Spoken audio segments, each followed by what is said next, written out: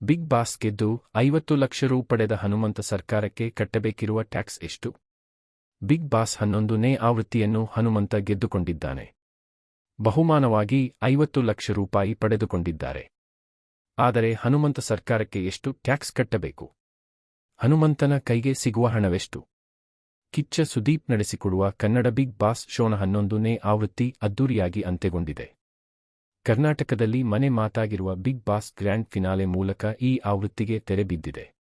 ಸ್ಪರ್ಧಿ ಹನುಮಂತ ಈ ಬಾರಿಯ big boss trophy ಗೆದ್ದಿದ್ದಾರೆ. ವೈಲ್ಡ್ ಕಾರ್ಡ್ ಮೂಲಕ ಎಂಟ್ರಿ ಪಡೆದು ಟ್ರೋಫಿ ಗೆದ್ದ ಹನುಮಂತ ಸಾಧನೆಯನ್ನು ಮಾಡಿದ್ದಾರೆ. ಬಿಗ್ ಬಾಸ್ ಟ್ರೋಫಿ ಜೊತೆಗೆ ಹನುಮಂತ 50 ಲಕ್ಷ ರೂಪಾಯಿ ಬಹುಮಾನ ಪಡೆದಿದ್ದಾರೆ. ಆದರೆ ಭಾರತದಲ್ಲಿ ಬಹುಮಾನ ಮೊತ್ತಕ್ಕೆ ದುಬಾರಿ ತೆರಿಗೆ ಕಟ್ಟಬೇಕು. ಅದು ಯಾವುದೇ ರೂಪದಲ್ಲಿ ಇರಬಹುದು. ಲಾಟರಿ ಮೂಲಕ ಪಡೆದರೂ ದುಬಾರಿ ತೆರಿಗೆ ಅನ್ವಯಿಸಲಿದೆ. ಹೀಗಾಗಿ ಸದ್ಯ ಹನುಮಂತನ ಕೈಗೆ ಸಿಗುವ ಹಣವೆಷ್ಟು ಅನ್ನೋ ಕುತೂಹಲಕ್ಕೆ ಇಲ್ಲಿದೆ ಉತ್ತರ. ಬಿಗ್ ಬಾಸ್ 11ನೇ ಆವೃತ್ತಿಗೆ ಗೆದ್ದ ಹನುಮಂತನಿಗೆ 50 ಲಕ್ಷ ರೂಪಾಯಿ ಚೆಕ್ ವಿತರಿಸಲಾಗಿದೆ.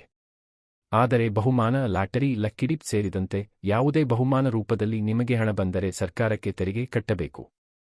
ಬಂದಿರುವ ಹಣದಲ್ಲಿ 30% ತೆರಿಗೆ ರೂಪದಲ್ಲಿ ಪಾವತಿಸಬೇಕು. 10,000 ರೂಪಾಯಿಗಿಂತ ಮೇಲ್ಪಟ್ಟು ಎಷ್ಟು ಹಣ ಬಂದರೂ ಈ ತೆರಿಗೆ ಅನ್ವಯಿಸಲಿದೆ. ಹೀಗಾಗಿ ಹನುಮಂತ ಸದ್ಯ 50 ಲಕ್ಷ ರೂಪಾಯಿ ಬಹುಮಾನದ ಮೊತ್ತದಲ್ಲಿ 30% ತೆರಿಗೆ ಪಾವತಿಸಬೇಕು. ತೆರಿಗೆ ಪಾವತಿಸಿ ಹನುಮಂತನ ಕೈಗೆ ಸಿಗುವ ಹಣವೆಷ್ಟು? 50 ಲಕ್ಷ ರೂಪಾಯಿ ಬಹುಮಾನಕ್ಕೆ 30% ತೆರಿಗೆ ಎಂದರೆ 15 ಲಕ್ಷ ರೂಪಾಯಿ ಹಣವನ್ನು ತೆರಿಗೆ ರೂಪದಲ್ಲಿ ಪಾವತಿಸಬೇಕು. ಹೀಗಾಗಿ ಹನುಮಂತನ ಕೈಗೆ ಸಿಗುವ ಹಣ 35 ಲಕ್ಷ ರೂಪಾಯಿ ಮಾತ್ರ.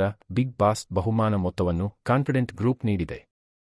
ಇದೀಗ ಹನುಮಂತನಿಗೆ ಈ 50 ಲಕ್ಷ ರೂಪಾಯಿ ಬಹುಮಾನ ಮೊತ್ತ ನೀಡುವಾಗ ಕಾನ್ಫಿಡೆಂಟ್ ಗ್ರೂಪ್ ಸರ್ಕಾರಕ್ಕೆ 15 ಲಕ್ಷ ರೂಪಾಯಿ ತೆರಿಗೆ ಪಾವತಿಸಿ ಉಳಿದ 35 ಲಕ್ಷ ರೂಪಾಯಿ ಮೊತ್ತವನ್ನು ಖಾತೆಗೆ ಜಮೆ ಮಾಡಲಿದೆ. ಕೇವಲ ಹನುಮಂತ ಮಾತ್ರವಲ್ಲ, ಬಿಗ್ ಬಾಸ್ ರನ್ನರ್ ಅಪ್ ಗೆದ್ದವರು ಬಹುಮಾನ ಮೊತ್ತ ಯಾರೆಲ್ಲ ಪಡೆಯುತ್ತಾರೋ ಎಲ್ಲರೂ ತೆರಿಗೆ ಪಾವತಿಸಬೇಕು. ಬಿಗ್ ಬಾಸ್ 11ನೇ ಆವೃತ್ತಿಯಲ್ಲಿ ಹನುಮಂತ ವಿನ್ನರ್ ಆಗಿ ಟ್ರೋಫಿ ಗೆದ್ದರೆ ತ್ರಿವಿಕ್ರಮ್ ರನ್ನರ್ ಅಪ್ ಆಗಿದ್ದಾರೆ. ಬಿಗ್ ಬಾಸ್ ರನ್ನರ್ ಅಪ್ ಸ್ಪರ್ಧಿಗೆ 15 ಲಕ್ಷ ರೂಪಾಯಿ ಬಹುಮಾನ ಮೊತ್ತ ನೀಡಲಾಗಿದೆ. ತ್ರಿವಿಕ್ರಮ್ ಕೂಡ 30% ತೆರಿಗೆ ಪಾವತಿಸಬೇಕು. ಹೀಗಾಗಿ 15 ಲಕ್ಷ ರೂಪಾಯಿ ಬಹುಮಾನ ಮೊತ್ತದಲ್ಲಿ ತ್ರಿವಿಕ್ರಮ್ 4.5 ಲಕ್ಷ ರೂಪಾಯಿ ತೆರಿಗೆ ರೂಪದಲ್ಲಿ ನೀಡಬೇಕು. ಹೀಗಾಗಿ ತ್ರಿವಿಕ್ರಮ್ ಕೈಗೆ ಸಿಗುವ ಮೊತ್ತ 10.5 ಲಕ್ಷ ರೂಪಾಯಿ ಮಾತ್ರ. ಸೆಕೆಂಡ್ ರನ್ನರ್ ಅಪ್ ಆಗಿ ರಜತ್ ಗೆದ್ದಿದ್ದಾರೆ. ಹನುಮಂತನ ರೀತಿಯಲ್ಲೇ ವೈಲ್ಡ್ ಕಾರ್ಡ್ ಮೂಲಕ ಬಿಗ್ ಬಾಸ್ ಮನೆಗೆ ಎಂಟ್ರಿ ಕೊಟ್ಟ ರಜತ್ ಬಿಗ್ ಬಾಸ್ ಫಿನಾಲೆ ಪ್ರವೇಶಿಸುವ ಮೂಲಕ ದಾಖಲೆ ಬರೆದಿದ್ದರು. ರಜತ್ 10 ಲಕ್ಷ ರೂಪಾಯಿ ಬಹುಮಾನ ಗೆದ್ದುಕೊಂಡಿದ್ದಾರೆ. ರಜತ್ ಕೂಡ 30% ತೆರಿಗೆ ಪಾವತಿಸಬೇಕು. ಅಂದರೆ ಬಹುಮಾನ ರೂಪದಲ್ಲಿ ಪಡೆದ 10 ಲಕ್ಷ ರೂಪಾಯಿಗೆ 3 ಲಕ್ಷ ರೂಪಾಯಿ ತೆರಿಗೆ ರೂಪದಲ್ಲಿ ಪಾವತಿಸಬೇಕು. ಅಂದರೆ ರಜತ್ ಕೈಗೆಸುವ ಮೊತ್ತ 7 ಲಕ್ಷ ರೂಪಾಯಿ ಮಾತ್ರ. ಈ ಬಗ್ಗೆ ನಿಮ್ಮ ಅಭಿಪ್ರಾಯವನ್ನು ಕಮೆಂಟ್ ಮೂಲಕ ತಿಳಿಸಿ. ಧನ್ಯವಾದಗಳು.